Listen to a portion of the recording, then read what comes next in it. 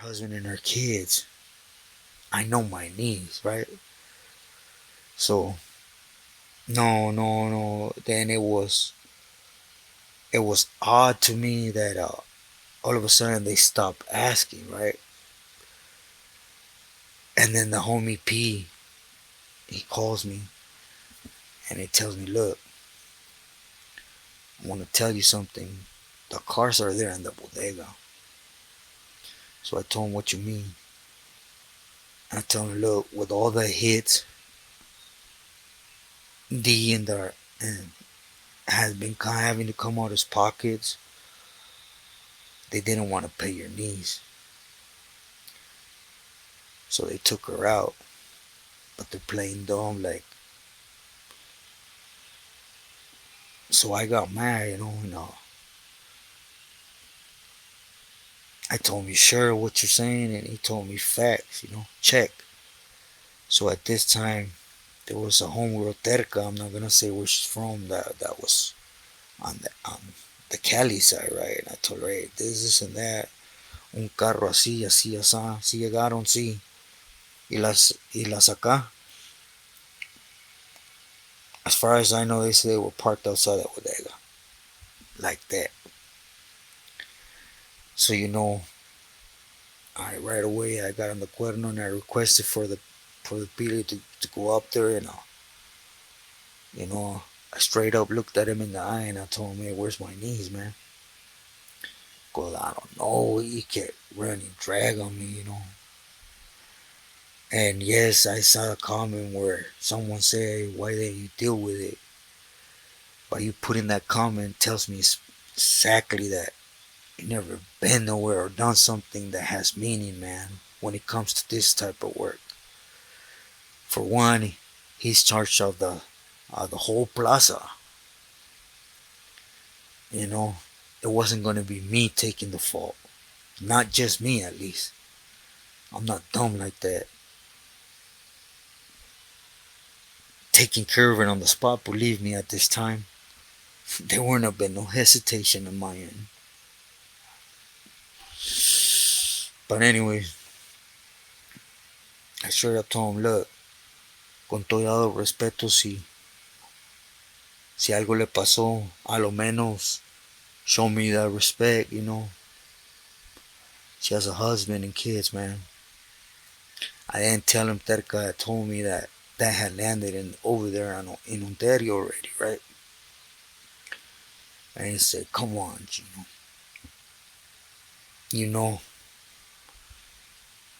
You know, there's a lot of care on this side for you, man. You're holding down the whole bodega on your own, man.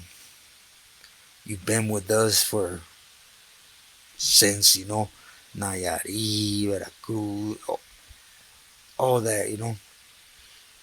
And hell solid is why I brought you with me, because you know how to work.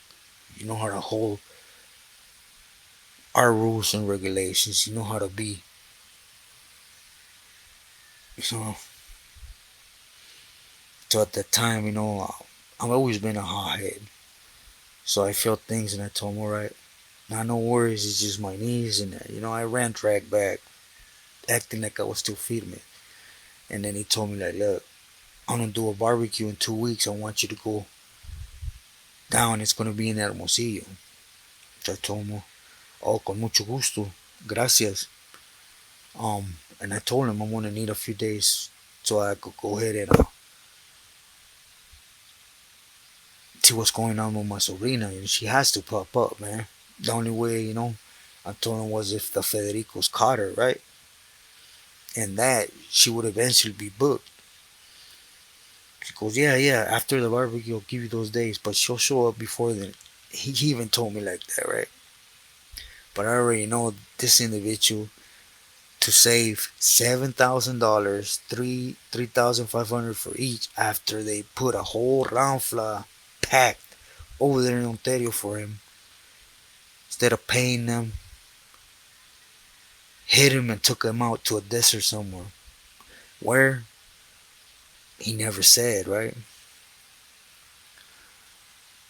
And the day that I literally said, F this, like I mentioned, there was people hitting the rancho from evil side, right? And I remember one night, I knew exactly which homie it was, right? And I'm not gonna put his name out there because I'm pretty sure he's right there wiggling still, right? Acting like he's so good and badass, right? But anyway, I remember one night the dog started going off, and I started walking down the trail, and like to one side is the fence, and on the other side of the trail there's bamboos. And as I'm walking, there's a brick wall, and then a fence starts right when you turn the trail. As I'm getting there to turn the trail, I hear gunshots, but it's like 2 in the morning, right? Dark. It was just one of the days with no moon. They shoot, and I squat down, and I could hear the bullets hitting the bamboo behind me. So they were aiming at me, right? So, anyways, I let out a few that way, and everything went silence. And I went out for the four wheeler. I came back and just started.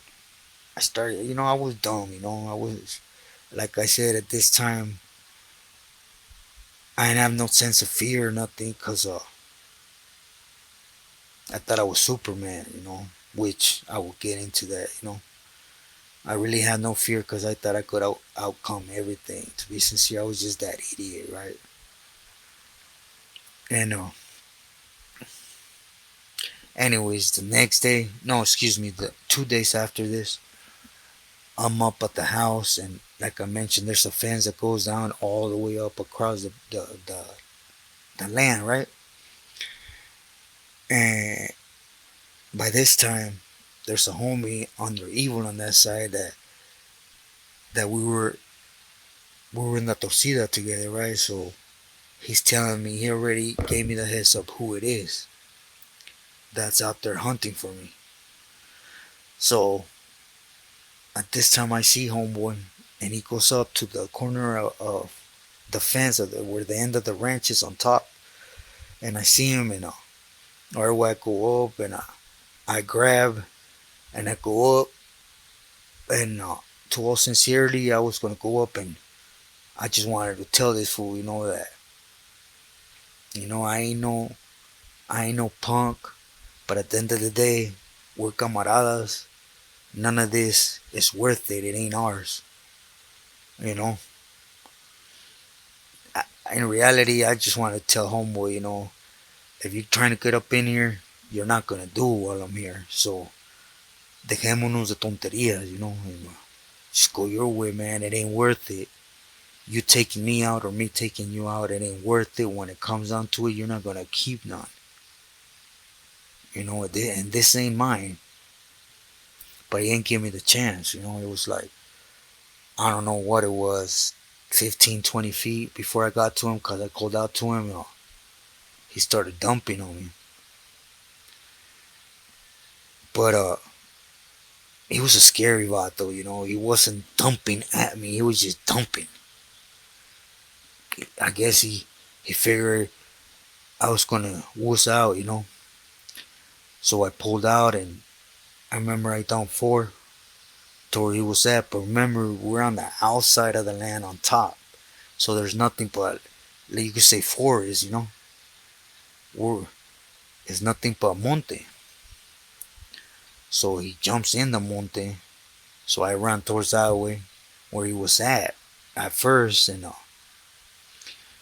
through the side of my eye, I see movement, and I dump four more in that spot, and I happen to hit him, in the leg. I don't know where I hit him, but he cayó, right. So I took off that way, and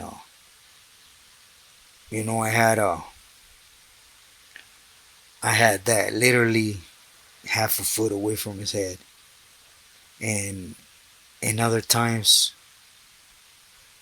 I wouldn't have hesitated. Believe me, I give you guys my word. I've never hesitated to do anything. And but something that at that moment hit me, like boom. And excuse my language, I'm gonna replay it like it happened that day, right?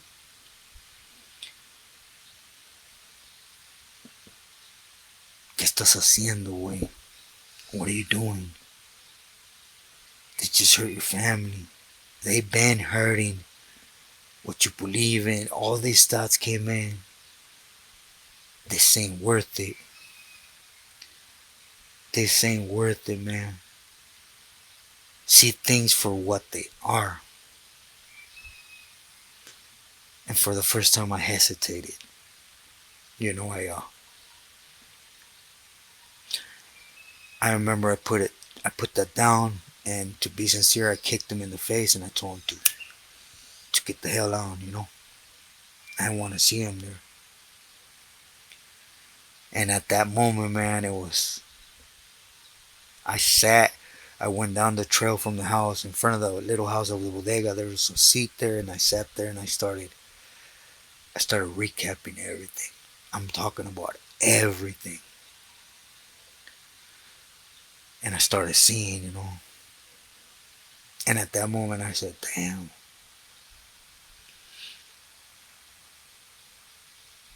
I'm a dumb butt for this, and for putting the blame on the person that in reality has helped me get out of all these struggles I've been in. And I'm not gonna say at that moment I became, well, no, it was a struggle right after that. But at that moment, I put the dogs in the truck, went down, and right when you get the first little house before the ranch, there was somebody there taking care of the ranch. Whenever I needed to go out, I left the keys there just in case, right? So I went down there and I told him, ahorita vengo, voy al centro, ocupo unas cosas de comer. Boom. I left the keys because I never been a thief and I would never do scandalous stuff like that. Here's the keys, all the jale, I locked, everything is in there. I went down and I called homeboy. Right, the minute I got to Hermosillo, to be sincere, my thoughts was he was gonna buck up, be like, yeah, and then we're gonna handle it from there, right? I called him and I told him, look, ahí está tu jale, ahí está todo. I know what you did. I took bullets in Oaxaca. In Nayarit, I took it for the causa. When I was up in Pelican Bay, I did everything the way you guys wanted. Not the way we're supposed to, because they're not the same thing. And you go off and do some shady stuff like that with my sobrina, and he try to say, like, he still try to play dumb. I told him, don't play dumb, man. I got people on that side of the bodega. You're forgetting that some of that jale is my family's. So there's people on that side that tells everything, right? There's people that received the jale that same night she went over. And he said, like, look, you gotta understand. And I hanged up. To be sincere, I stood in Sonora because, it was, he started fearing, starting to get scared, every time I tried to reach out, I wanted to clip him. In all sincerity, I wanted to clip him. I've always been that impulsive, stupid, but. So my thought was, that's it, he's gonna make me, after so much suffering and aching for this causa, he's gonna make me do what I never thought I was gonna do, which was turn my back on la gente, right? That's where my thoughts. I remember my mind always played games with me. So I seen after a while I couldn't, so I had to get out of Sonora because it just wasn't secure. So my thoughts was I'm gonna go down to Culiacan, allow things to cool off, then you know, then do what I knew what to do. At the moment I have no other way of dealing with things but one way. And you know what? That's why, when I say I'm at peace with what's going on with me, I'm at peace with whatever happens from here on. I'm not on here saying, you know what, I'm a holy person, I'm gonna see God when I die. Probably not, but I'm at peace with it. I'm not gonna go being that person that was a part of hurting that people were supposed to love and respect and take care of. Because, by me utilizing or supporting these people's actions, I was part of the problem too. And I got back a month and a half went back. I was gonna wait around 2 months before I went back to Sonora, and I knew all the spots, right? I knew all the todas las vías de direcciones, so I was used to already being up, in hiding and just waiting to go down y aterrizar. So, anyways, I'm back in Sinaloa, and I'm uh, I'm depressed. Um, I start really questioning everything. I'm talking about from the gate. Start seeing a lot of things that just keep pumping more and more anger into me. I'm talking about. I was to the point where if I slept an hour, 2 hours at night due to it, it was a lot. I never been a hard drinker, and I didn't start drinking. It was basically I was one of those that I was watching TV. I couldn't concentrate because my mom was dwelling on the action I needed to take. It was always, I need to take action. I need to react. I need to correct this. I need to deal with this. At the same time, they have no shame and embarrassment in their game, man. I have Evil. I have Mono. I have Richard. All three Pilis getting at me, talking about homeboys scandalous. They'll help me uh, take them out. But I was done. I was done with the BS. I knew what was is wanted me to help them take them out so they could take that place. They would never take Daryl's place because whatever that man was, he had he had head. He was a smart individual, man.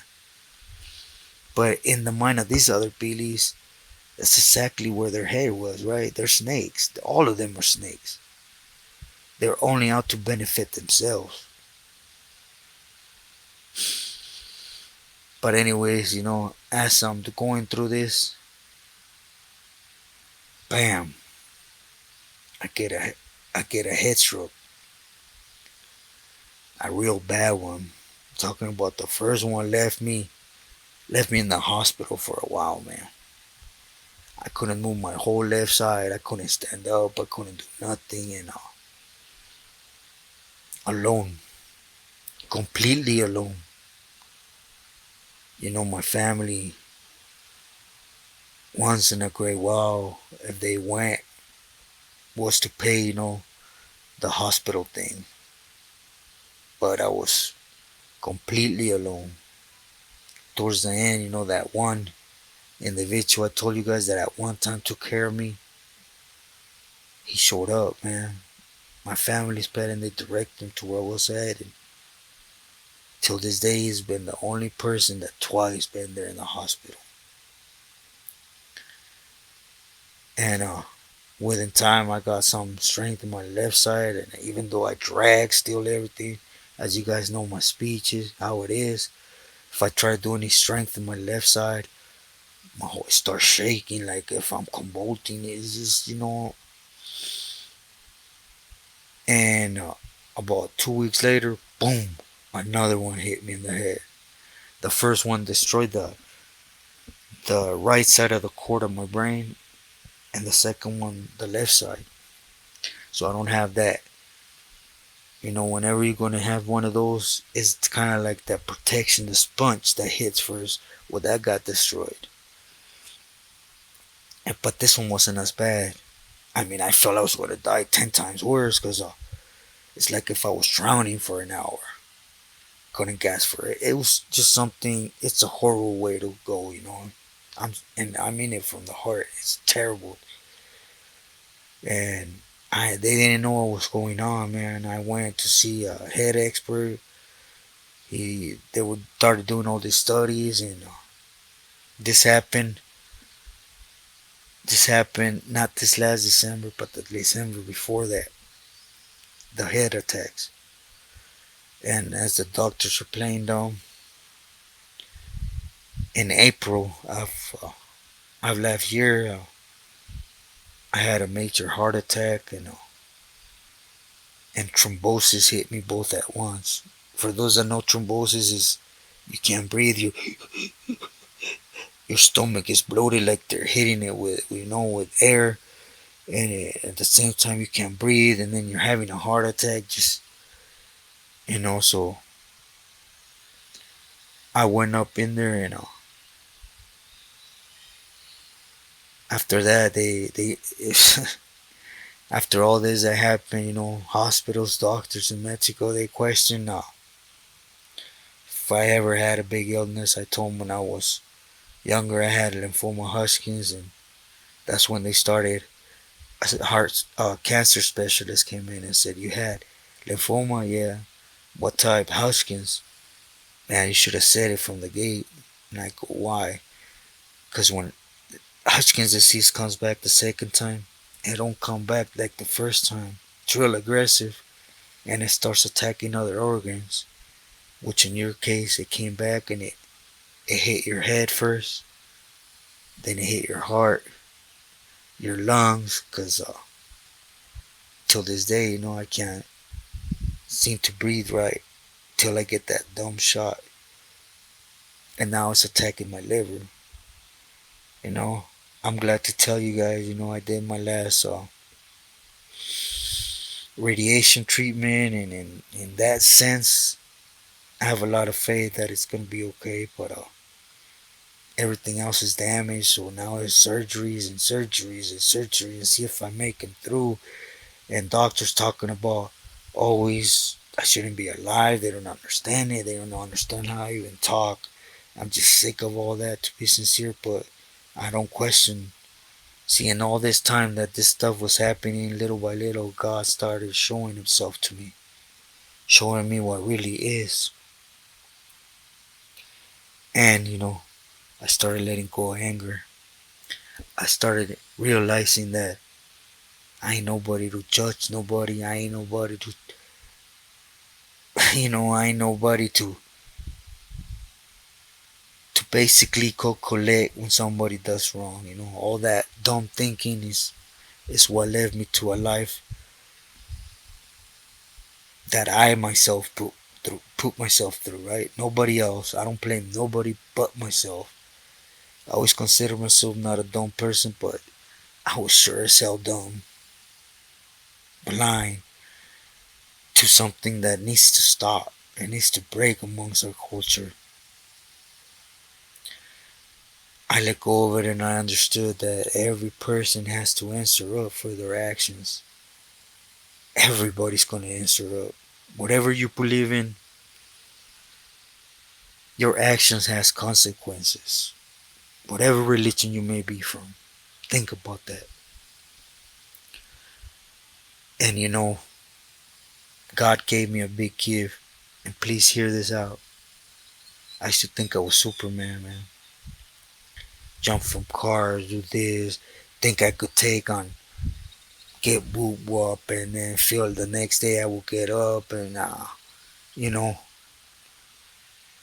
I gotta overcome this and just step through it. As when I got shot, you guys seen how terco I was, thinking that, I was unbreakable, right? Well, God took all that from me, cause that what was hurting me. I can't walk 20 steps without feeling I'm gonna die, without have my body shaking.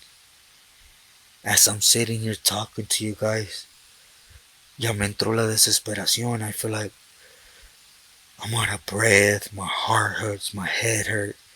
Because I can't stress no more, man. I'm worthless. I'm completely worthless, at least in the sense of what I used to believe in. How do I used to react? I can't do it no more. God took that from me, and I thank Him for it. As He also opened my eyes to everything. And all I'm going to say to end this video is, from then on, I said, just do, I don't want to F with you guys no more. Mis respetos, and I stepped back. For a long time, I would sit here in the rancho in the maca, and I could see the pilis in the entrance with my family organizing things, and they would just look back and nod their head. Up till this day, I still see them, and they know I'm on YouTube. But at the same time, they don't know what they did. And I'm pretty sure. Well, they know. I don't need to put it out there. But anyways, thought I would share you guys. This is what made me decide to step back, to answer that one person and take action, because